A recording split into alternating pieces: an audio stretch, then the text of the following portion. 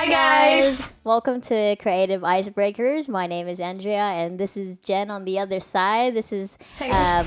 we're the Iceberg Media team, and this is the Creative Icebreakers Home Edition. Woo! So Quarantine. this is the first time we're trying this out. So basically, what's happening is that I'm actually connected. Jen and I are connected via the Zoom app with our phones, and so we have like a little headphones in our ears so that we can at least hear each other. And then at the same time, we have a camera set up on us just because like we don't want to obviously like record the lower quality that Zoom gives us. We want a little bit more of quality, and just because we have the means, why not use it, right? And we do miss shooting, so yeah. So have a look. This is my home setup, and Jen's showing you her home setup. So this is my home How are setup. you going, Jen? How are you going, Jen? So how's the Sorry, am I looking at the camera? Am I looking at you? Camera. Let you look at the camera. Okay. Yeah, how are you? How's like isolation doing for you? Isolation's pretty tough. I mean, it's a lot to adjust to. Like everything you have to do from home now, and like work and then home. It's kind of hard to put together because you can easily fall distracted and not be productive. But we're doing our best to stay safe, and we're doing our best to, keep everything kind of organized. We're trying to do our part. Yeah. That's good. That's good. It's just the same thing. I think I reckon the hardest part of it is just trying to be productive as much as possible and just keeping yourself motivated. I know we've been talking about this for the longest time, but it is quite a task for both of us, and for the rest of the team. I'm 100% sure, but we're doing our part as part of the community and the wider citizens of Australia. You could say that. But yeah. I mean, there's a lot of sacrifices to be made, but we're just excited to see this virus through, and hopefully one day we can then all join together and be in one place shooting rather than having to do this remotely. But anyways, now that we're here and we've set up, we're gonna start with creative breakers. Creative icebreakers. What? Creative iceberg. Creative. Ooh, that's a concept. Clearly, I'm still hungry. That's a concept. So we're gonna obviously with all creative icebreaker editions, regardless of what kind of edition it is, we start off with an icebreaker. So Jen has prepared a question for us to go through. Okay, so our creative icebreaker for this quarantine edition of Creative Icebreakers is that what is your favorite shooting hack when you're working at a wedding? Ooh, shooting hack when working on a wedding. I mean, there's a lot, I guess, but that's hard to choose. Yeah, it's pretty. There's a lot. What's a good shooting hack? One of the things I don't know. Well, I think it applies to us a lot in a sense that because we shoot a lot with Sony cameras. By the way, I'm shooting with a Canon. I'm shooting with a Sony. Just to make things a little bit different. She's shooting with, but basically we shoot a lot with the Sony cameras, and the thing about the Sony cameras is they're so well built, and they spoil us a lot when it comes to like the autofocus and the fast focusing, like a feature that they have that a lot of the shooters are taking advantage of that, to be honest. So we most of the time, in like probably 80% of the time to 90% of the time, we have the autofocus on during a wedding shoot, just to secure ourselves and make sure that we get that extra help plus like that touch focus. But using that touch focus actually changes it from auto to manual. And like one of the things that I've learned when I was shooting with a Canon before for weddings is that shooting manual lenses allow us to work around the whole depth of field thing. So it gives you the bokeh effect with the movement, and there's just a beauty when it comes to like when you track in and track out from a subject, and it tracks into focus and out of focus or something like that. And that's one of the beauty shots. Like it's simple, but it's very useful, and it's something that like you'd be able to to do at any point of time during the shoot anyways, and you don't have to have like really expensive gear to do that as well. So I That's think true. working with the simplest things and the simplest features would help you get to the quality that you'd want to produce as well. So I think that's a hack for me. I don't know if you'd consider that a hack, but Yeah, I reckon that's a good hack. I reckon it's a good hack. It kind of gives off like that very raw kind of how do I explain it? Like homemade, but not super homemade. Kind of very personal feel. If you use those, Yeah. you know.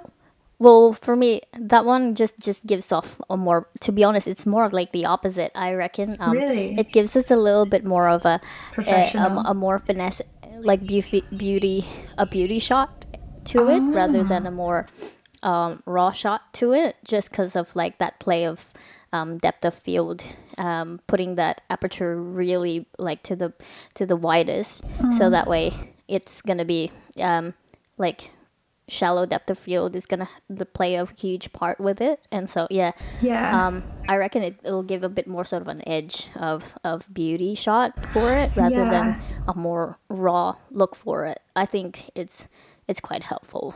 Yeah, it's kind of like you're bringing out the subject out of the setting, so it's like more focused on the.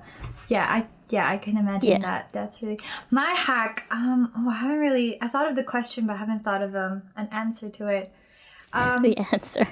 I saw one of our um videographers do this, and I thought this was a brilliant idea, where they put their phone on top of a tripod and then put the rings on top of the tripod so that the glass from the phone reflects, and it just gives off this really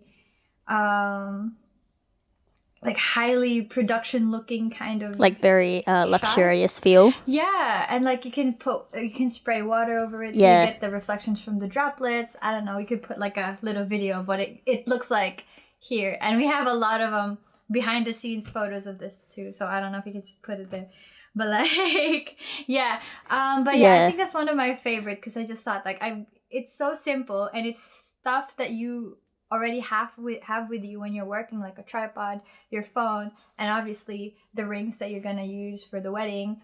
And if you just have a spray, like a cologne spray or something that you have with you, just start spraying, and you already get this like really nice, highly produced looking shot. So I thought that was like a really cool hack, and I think it's one of my favorite. Yeah, yeah. I think one of the guys in our team, Michael, was one of the first one who's Yeah. like introduced it to the whole team to share things that he's learned whilst he was training in the whole wedding industry as well. So he was kind enough to share that with the team, and the team took that on board, and we were really pleased with that as well. Like just new things that we'd like to try out. And yeah, no, I totally agree with you.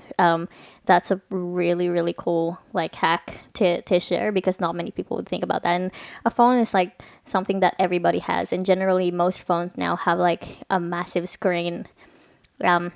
So like any phones, any new phones that you get now, you generally can get that effect, and it doesn't have to just be rings. They can use it for any kind of like small little objects that they want to feature. If they have like a little macro lens or something like that, they could use that with that too.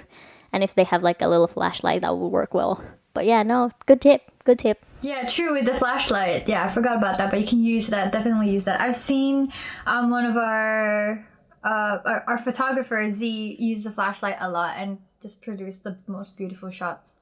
It's crazy, but yeah. So, for those who are still tuned in, you're watching Creative Icebreakers, the home edition. So, this is a follow up for our second season that obviously got a little bit postponed because of what's happening in the world.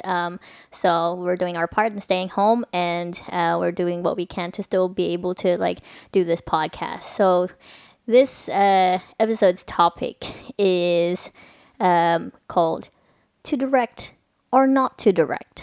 To direct. So or it's not to direct or not to direct in a wedding. So that's our question. Yeah. So a lot of just to give like a story on this, why this we've come across this question, is because there are some of the like wedding studios or wedding owners or shooters, some of their styles require having to heavily direct their clients to do certain things, whilst other shooters would specifically prefer to not direct him at all. So it's more of like the whole like candid option. So what do you think is best in terms of like how to approach a wedding film? What do you think, Jen? It depends on what they mean by direct, because I kind of like a little bit of story in a wedding highlight video or a wedding documentary. But obviously you kind of want some kind of authenticity to it. So candid is really good. So I'm a little bit split on it, but I'm more towards the story. Just so it's not just a bunch of random candid shots put together, but it's kind of leading up to something. And you get that emotion, you get that, like there's like some kind of progress in the story in the video when you're watching it. It's not just like one constant line. It's like a, you know, I'm doing hand gestures, but I realize you can't see me. But yeah, so what do you think? I think, well, I agree with you, because like I'm more of like a good balance as well, because like we wouldn't be really wedding filmmakers if we're just solely like relying on the and capturing the candidates. Although it is a style in itself, I reckon there's that art to being able to direct and make it look like it's a natural thing rather than it's something that is unnatural for someone to do. And yeah, I reckon it's extremely important to have that sort of like balance, and being able to do that is it's a skill as well that a lot of filmmakers are trying to fine tune and hone as they go weddings per wedding. I think if you break it down per time frame of a wedding, you can go from preparations and like location shoots. You could pretty much say that that's something that you can highly direct, because it's simply like a preparation thing. It's a very straightforward thing that, and sometimes you just get enough time to like do some like exceptional things, like exceptional shots. While when it comes to like wedding ceremonies and the reception in itself, you can't really direct what's going to happen, because what's going to happen is in itself quite important to remain untouched in terms of like keep it as authentic as it is. That's because true. It's already back on like eventful happenings that you'd want to capture anyways. That's true. But yeah. Yeah, and I completely agree. I mean, that ceremony is something that you shouldn't touch. Like, you can't really make them direct or act what happens in the ceremony. It's like one of those, it has to stay completely raw. But yeah, you're right, with bridal prep and groom prep and location, I think it helps way more if you direct a little bit, just so, because like if you're a videographer, like a professional videographer, you would know what would look good, what would look professional, what would look presentable in a wedding film. So like, since you've been doing this for as a career, you'd be used to knowing what's the best shots. So I think it helps. I think that's one of the point, I guess, of being like you doing this as a career, is that because we know how to present your wedding in a way that it looks professional, it looks clean, and it looks really nice when you watch it, and you won't get bored of it after like years of watching it, you know, instead of just point and shoot and like let everything roll, you know. I mean, that's good to an extent, but there's just something about knowing what's the good shots that you can use to, you know, tell your story a little bit better, tell your wedding a little bit better through your video. So Yeah, that's right. Yeah, yeah. No, no, that's good. I love your inputs. I was just gonna add as well, just because we both have a film background. We study film and television in uni. You're still studying it. Well, I've finished it already.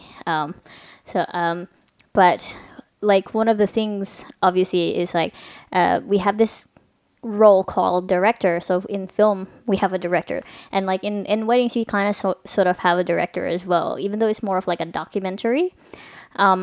The one of the biggest roles of a movie director or a film director is to ensure that their actors are in a state or in an environment that they can do their jobs well, so that they can direct the actors to do what the director wants to, that has the vision.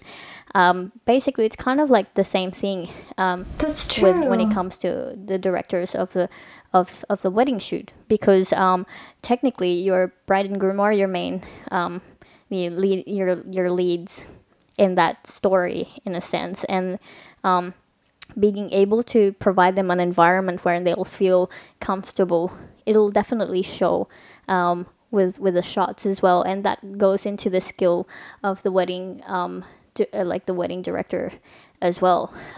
Like it's not just as simple as here, look, smile, and like kiss or whatever. It's being able to give that environment to the bride and the groom so that they can feel as comfortable as they can get, so that they will kind of forget that they're actually like being shot, that they kind of live in that moment, in that bubble of love that they are supposed to be enjoying in their special day, you know.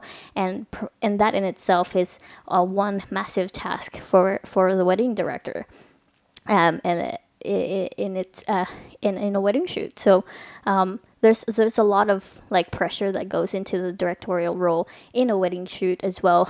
Even though it's not a film like a movie film per se, there's still some sort. To be honest, I would even argue that it's kind of even harder to direct, because you're working with non-actors, and most not most, but like there are clients who are very uncomfortable in front of the camera. That's So true. how do you deal with that kind of thing? Maybe we can put that as a That's separate such a good topic, that's such a dealing good idea. with different kinds of clients. Yeah, I completely agree with you. Now that I think about it, it's like a documentary where um, it's it's still natural, but you can only really control a few things to make it look um, entertaining in a way. You know, because it's like you're um, picking up pieces of the Yeah, stories and putting it together, but you have to be very specific in what pieces you have to pick. And these pieces can be raw, real, and candid, but you have to choose which of those candid moments you can put together, and you can actually spice it up with a little bit of directing, but you don't necessarily have to take it out of its authenticity.